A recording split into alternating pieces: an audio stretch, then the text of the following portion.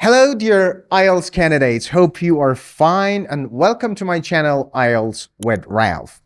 Well, in our previous sessions, we worked on so many things about Task 1 academic writing. And you worked on different graphs and bar charts and let's say working on diagrams. Now it's time to learn more about writing body paragraph and writing about details. So in this part and our next parts, we will focus more on how to write details of each graph. So we'll start with trend graphs, right? And then we'll move on to comparative graphs and maps and let's say diagrams. Up to now, you have learned a lot about writing sentences, different structures, right? Complex structures, simple structures. So you're pretty, let's say, well informed of how to write sentences. Now, the most important thing about writing details is to analyze, let's say, a very important information in the graph. You do not need to write everything that you see in a graph. So choosing the correct data is very important. So in this session, we'll work on writing specific details, and we'll start with line graph and actually trend graph. So as you can see on your screen right now, this is a sample question of trend graph, and it is line graph. Well, we have worked on writing the first paragraph and second paragraph overview of this question. Now, it's time to learn how to divide this graph into two paragraphs. Remember, writing details, specific details of your graph should be in two paragraphs, all right? So what we are going to do is first we read the question carefully. It is the graph below gives information from a 2008 report from 2008 about consumption of energy in the USA since 1980 with projections until 2030. So we know that up to 2008, all right, it's the past tense. And after 2008 up to 2030, it's the future, right? It's the projections that we, let's say, predict what's going to happen, all right? Now, you can do two things in dividing information in this kind of graph. One of them is you divide the graph in two parts, right? And you divide it by date. For example, one paragraph is the information you provide from 1980 up to 2008, and another paragraph is from 2008 up to 2030. This is one way. Another way is that you divide it by categories. For example, in one paragraph, you talk about three of the categories here, and another graph, you talk about other three categories, all right? So if you want my advice, I recommend you dividing the paragraph in two halves divided by dates, all right? So in one paragraph, as you can see right now, in one paragraph, you divide it, you talk about all the specific information you have here about all the categories from 1980 up to 2008. And another paragraph will be about the same categories, right? But the date is projections from 2008 up to 2030. So first, starting with our first, let's say, division here. So we're going to write details about all the categories starting from 1980 up to 2008. So we'll start with petrol and oil, right? And then we'll move on to coal and natural gas, And then we'll talk about nuclear, solar, and hydropower. So it is the period that we're going to talk about is 28-year period from 1980 up to 2008. So we'll start our paragraph with this sentence. Over a 28-year period. Come on. So when was the starting point? It was 1980. So we mentioned this. Starting at 1980, come on. Petrol and oil rose in consumption, right? It was 35, right? Rose in consumption from 35 quadrillion units to about, as you can see, it is around 40. About 40 quadrillion units. That's it. That's it. We do not talk about, let's say, 1985 or 1990, 1995, nothing, right? We just mentioned the beginning point, and if there was an increase or decrease, and then we can talk about also the quality of the change too. So we said that it rose from this one up to this unit by 2008. Now, let's move on to another category, which is coal and natural gas, all right? So as you can see, they both performed similarly, right? So they both increased. So we can talk about this. Now, coal and natural gas performed similarly, as both increased from around 17 quadrillion units and 20 quadrillion units, respectively, to about 23 quadrillion units. That's it. So again, as you can see, we mentioned the starting point of both categories here. And then they all followed the same pattern and they reached 23. So the ending point in 2008 is also mentioned here. Now let's turn to other categories. During the same period, nuclear power also increased. During the same period, nuclear energy gradually climbed. So we can actually mention the quality of the change here. Gradually climbed from nearly 3 quadrillion units to 7 quadrillion units, while solar, wind, and hydropower fuels remain static. As you can see, they remain static, right? At approximately 3 quadrillion units. So this is a very good example of, let's say, writing specific details paragraph. So we mentioned all the beginning points of each of these categories and the ending point in the exact time that we're referring to, which is 2008. Now, we're going to change the tense a little bit. So we talked about the past tense. Now from 2008 up to 2030, it's the future tense. So beware of the using correct, let's say, tense, right? Now, we divide our graph into two halves. We divided it. Now it's time to write about, in paragraph 4, about another division that we have. So as you can see here, we'll talk about projections, all right? Now, I start paragraph 4 with this sentence. Over the duration of the forecasts, all right? So I mentioned that it is going to be forecast. Ranging from, again, I highlight the date. It starts from 2008 up to 2030.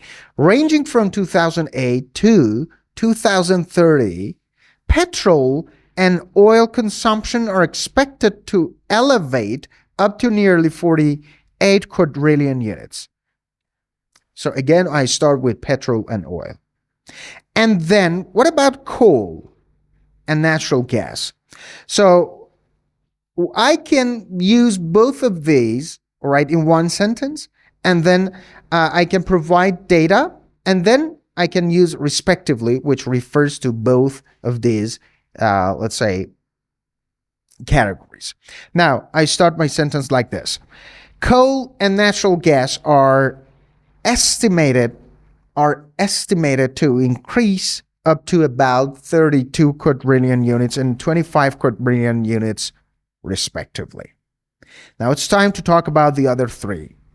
Finally, nuclear, solar, wind, and hydropower energy will stay nearly constant. So as you can see, they're nearly constant without any change, right? Nearly constant throughout the projected period. So we do not, why, when something is constant, we do not talk about the details. We do not provide, let's say, data because it's constant. That's enough, right? So this is a very good paragraph of writing specific details in graph charts. So as you can see, I mentioned the starting point and ending point. If there was any increase or decrease or, let's say, fluctuation, you should mention. What we mean exactly by writing about specific details is this kind of writing. I did not provide any specific data about, for example, 2015. That's not necessary. If you're going to write about all this data, you can write more than 500 words. So you should just write around 180. All your report should be around 180 words, right? So that's a good, let's say, body paragraph. Now, let's move on to another example of trend graph. And here we're going to work on bar chart. So as you can see, first work on the question. As you can see on your screen, this is a sample bar chart. We worked on this question before. The chart below shows the total number of minutes in billions of telephone calls in the UK divided into three categories from 1995 to 2002. So we have three categories: local fixed line, national and international fixed line, and mobiles, right? So again, you can divide your two paragraphs, and you can divide, for example, by writing about, let's say, categories. For example, mobiles and local fixed line can be in one paragraph, and national and international fixed line can be in another paragraph. However, in this case, you have to provide so much information, so much data that is not necessary. What we do here is we divide, again, the chart into halves. The first one can be from 1995 up to 1998. And another half will be should be from 1999 up to 2002, all right? And it is in the past tense. We're not going to write in future tense, right? So let's start with paragraph 3. We divide the graph from 1995 up to 1998, and we talk about all the three categories here in this paragraph. So specifically, from 1995 to 1998, listen very carefully. When you divide your paragraph in two halves and you divide it by dates, first of all, you should mention the division. So when I say from 1995 up to 1998, I, let's say, tell the examiner that I'm dividing this chart by dates, right? So you mention exactly when or which duration of time you're referring to. So specifically from 1995 to 1998, we start with local fixed line. So as you can see, local fixed line and also international fixed lines and also mobiles, they all increased during this time period. So specifically from 1995 to 1998, local fixed lines, national and international fixed lines, and mobiles all increased in use. All right. local fixed line calls steadily rose from around 72 billion minutes to approximately 90 billion minutes. So as you can see, the starting point was around 72 and the ending point was approximately 90 billion, all right? Whereas national and international fixed lines climbed from about 38 billion minutes to nearly 48 billion minutes. So again, starting point, ending point. Mobile calls experience the fastest growth. So any, let's say, important data should be mentioned. So as you can see here, I'm talking about the fastest increase. So you should mention that. So they experienced the fastest growth, nearly tripling. So it tripled, right? That was 3 times as much as let's say beginning. Now, nearly tripling from a mere 3 billion minutes to approximately 9 billion minutes. That's it. You mentioned the beginning and ending point in each of these categories. And you mentioned the increase, decrease, fluctuation, anything that happened during this time period. Now we'll start with 1999 to 2002. As you can see, local fixed line decreased, right? And national and international fixed lines, they increased, and actually mobile phones increased too. So the only decrease was about local fixed lines. From 1999 to 2002, local fixed lines experienced a reversal and substantially declined back down to about 72 billion minutes. So what I say is a reversal is that in our previous paragraph, we talked about an increase in local fixed line. However, here we have decrease, right? So it is, let's say, reversal trend. Now, in contrast, national and international fixed line calls continued to steadily rise to nearly 60 billion minutes during the same period, while mobile calls remarkably surged. So that was a huge increase, right? Remarkably surged to about 45 billion minutes. If you have any question, I know that it is about, let's say, adverb and verb, adverb. So here we had remarkably surged. That is not incorrect. So if you use adverb before verb, that is not incorrect, all right? You know that we say, for example, surged remarkably. So we have verb and adverb. However, the combination of adverb and verb is also correct and you can use in your sentences. So this is another paragraph 4, that we worked on the remaining time period. And you mentioned again the beginning point and the ending point.